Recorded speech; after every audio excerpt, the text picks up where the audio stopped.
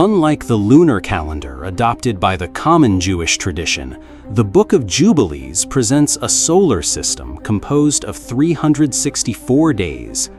This change is not merely practical, it represents a spiritual stance.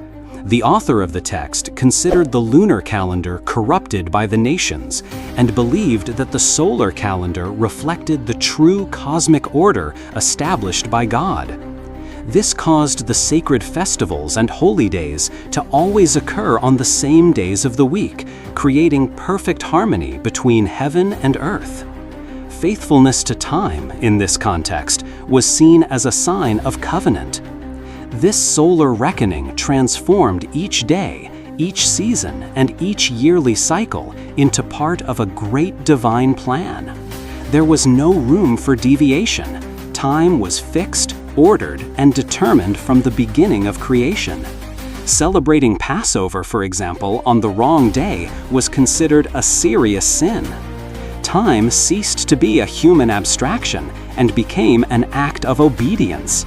Each dawn was a renewal of the people's faithfulness to the cosmic covenant with the Creator. The Book of Jubilees openly condemns the use of the lunar calendar, stating that it led Israel into error and forgetting the commandments. For the author, deviation in time is the first step toward deviation in faith. He asserts that the angels, the celestial guardians of creation, follow the solar calendar, and therefore, only those who align their lives with this rhythm can be truly holy. There is an implicit judgment. To follow the wrong time is to live outside of divine will. Time here is not neutral, it is a spiritual battlefield. This vision strongly resonates with apocalyptic themes, the idea that in the last days, only those who remained faithful to the true calendar will be saved. Time thus becomes a dividing line between the righteous and the wicked. Observing the festivals correctly is more than tradition, it is a seal of cosmic identity. The solar calendar of Jubilees functions as a form of cultural and theological resistance, a cry against the corruption of time and against empty rituals guided by human convenience. In times of persecution and exile, maintaining a distinct calendar was also maintaining alive the hope of restoration. The sun, immutable and constant, became a symbol of the divine promise that never fails. Thus, the Book of Jubilees not only reconfigures the way of counting days, but transforms time itself into a sanctuary, an invisible temple where every minute echoes God's order. For the ancient readers, marking time correctly was itself an act of redemption. In the Book of Jubilees, Abraham is not only the father of faith, but the prototype of absolute obedience. He keeps the Sabbath, celebrates sacred festivals, and observes dietary laws, all long before Moses received the Torah at Sinai. This anticipation of the laws reveals a central idea. True obedience to God is written in the stars, in time, and in the hearts of the righteous, even before being revealed on stone tablets. Abraham thus becomes the living embodiment of divine will. He acts as if he already knows the complete covenant. This interpretation presents the patriarchs not as passive figures in history, but as active participants in an eternal plan. According to Jubilees, they were instructed by angels, received visions, and were directly guided by God. This brings Abraham closer to the great prophets and even priests. His obedience goes beyond faith. It is ritualistic, liturgical, and practical. Every gesture of his is a repetition of what exists in the heavenly records. This theology changes the way revelation is understood. The law, in this context, did not begin with Moses. It has always existed, and the righteous have always followed it, even without knowing it in writing. It is as if eternal truth is scattered throughout the universe, only waiting to be rediscovered by pure souls. This perspective not only reinforces Abraham's authority, but also justifies ancient religious practices based on a cosmic logic. Nothing the patriarchs do is random. Everything is already inscribed in the heavens. By showing that figures like Abraham followed laws not yet officially given, Jubilees conveys an idea of continuity and predestination. History is not made of ruptures, but of progressive revelations of an eternal plan. God does not change, and neither do his true servants. This reinforces the legitimacy of certain religious groups of the time, who saw themselves as guardians of the original tradition. They saw in themselves the continuation of the pure obedience of the patriarchs. At its core, what the Book of Jubilees suggests is that holiness does not depend on a written law, but on harmony with the divine order that has always existed. The patriarchs, especially Abraham, become mirrors of this eternal harmony. They do not merely obey, they anticipate. They do not only walk with God, they already live as citizens of a future kingdom. In this cosmic world where time, law, and justice intertwine, the patriarchs are beacons illuminating the road to redemption. The Book of Jubilees presents a meticulous chronology of biblical events, as if every moment of human history were pre-scheduled. There is no room for chance. The exodus from Egypt, the years of wandering in the desert, the periods of exile, all were already foreseen, determined in the so-called heavenly records. This view conveys a sense of divine inevitability. Time is a script, and humanity merely plays its roles. The author makes it clear, God has absolute control over the narrative. Each generation has a designated role. Every human action fits into a larger plan. This chronology is not just a count of years, but a spiritual map. Jubilees transforms history into a cosmic cycle, where events repeat in an orderly fashion, like the seasons of the year. Prophecies are not just predictions, they are commitments the heavens have made to the earth. By understanding sacred time, one also understands God's purpose for each era. The book insists there is a right time for everything, for judgment, restoration, exile, and return. These moments are neither negotiable nor the result of human decisions. They have been marked since creation. Thus, Jubilees elevates obedience to the right time to the level of spiritual justice. Chronology ceases to be historical data and becomes a criterion for salvation. Whoever understands God's time also understands His will. This prophetic mindset especially inspired apocalyptic communities such as the Essenes of Qumran, who saw the world on the brink of a great final reckoning. For them, knowing the correct calendar and prophetic cycles meant being one step ahead of judgment. History in this model is a progressive revelation of something already written, as if the future were only slowly unfolding before the attentive eyes of the faithful. There are no surprises for those who watch the signs.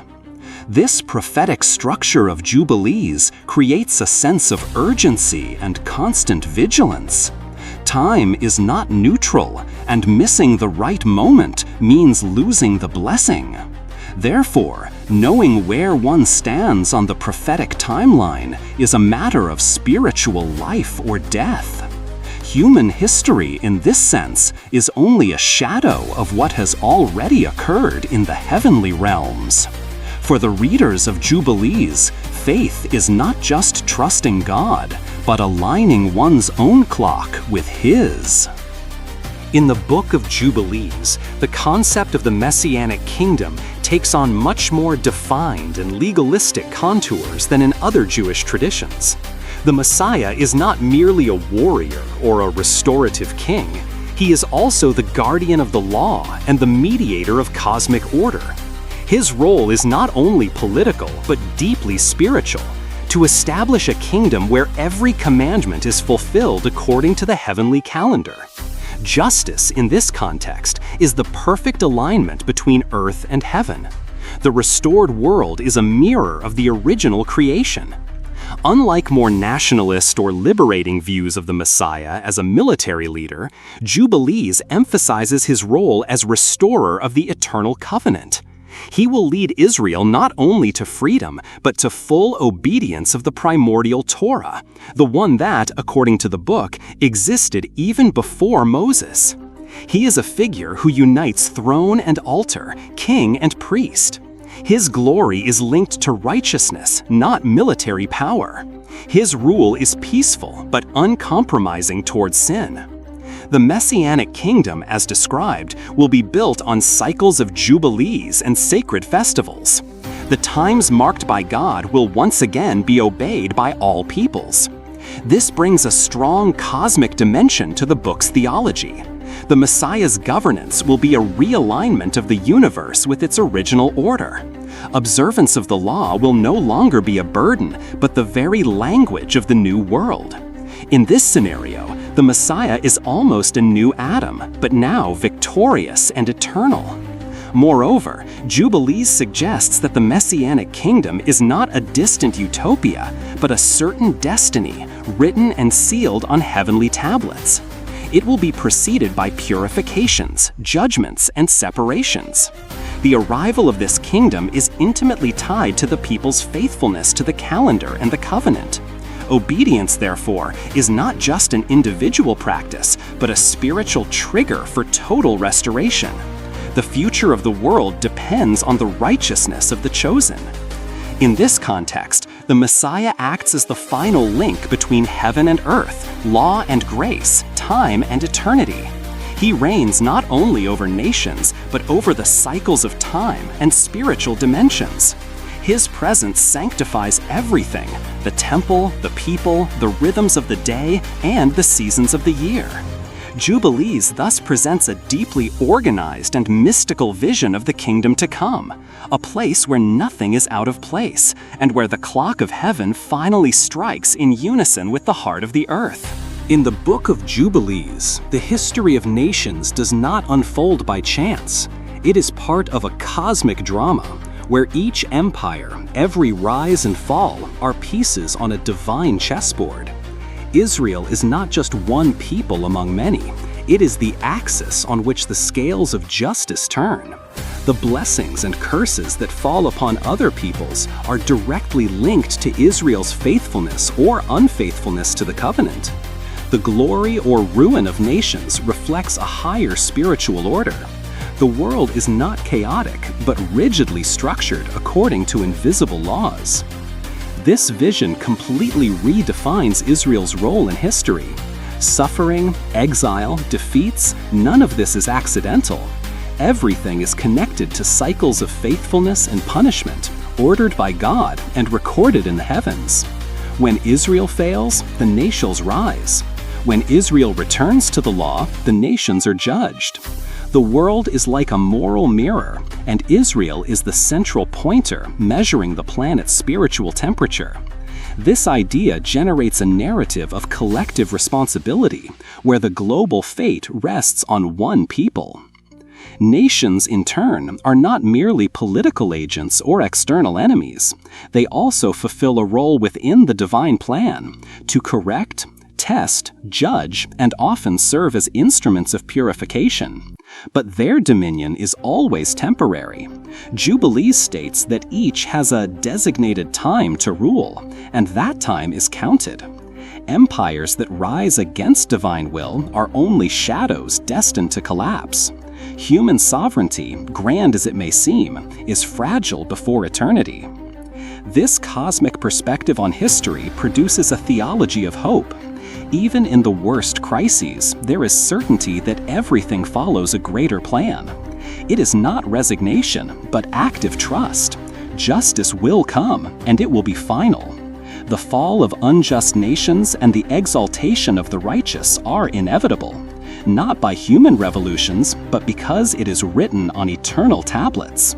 Each nation will be measured, every empire weighed, and only the faithful will endure the fire of the final judgment. Therefore, the Book of Jubilees does not see history as a straight line, but as a spiral that always returns to divine justice. The time of oppressors passes. The time of the righteous will flourish. And at the center of this cycle is the people who keep the covenant, serve the law, and respect the sacred times. The rise of nations is tolerated. Their fall is guaranteed. The final triumph belongs to those who, even amidst ruins, continue to believe that heaven still dictates the course of the earth. In the Book of Jubilees, the end of days is not an abstract event.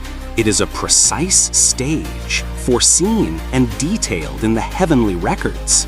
The final judgment approaches as an inevitable point on the cosmic timeline.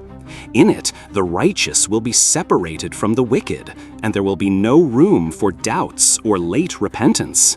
Justice will be complete, absolute, and not based on human interpretations. God will judge according to His eternal and unchanging law. One of the most striking images of this prophecy is the lake of fire, destined for those who persist in rebellion against the commandments. There, punishment is definitive. There is no purification, only destruction. The notion of eternal punishment serves as a warning to maintain the proper covenant and sacred time. Jubilees does not soften the severity of judgment.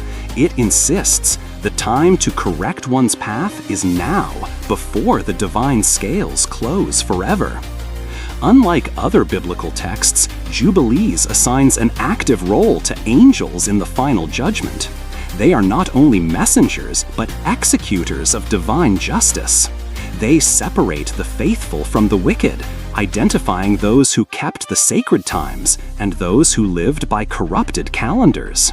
This angelic involvement reinforces the idea that judgment is exact, meticulous, almost bureaucratic, a cosmic process overseen by beings who never stray from divine will.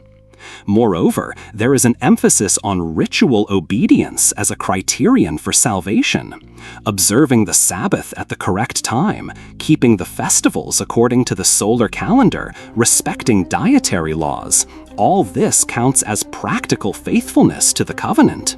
It is not just faith in the heart, but a life lived in harmony with the celestial order. Disobedience is not only moral, but chronological. Sin often means being out of sync with God's time.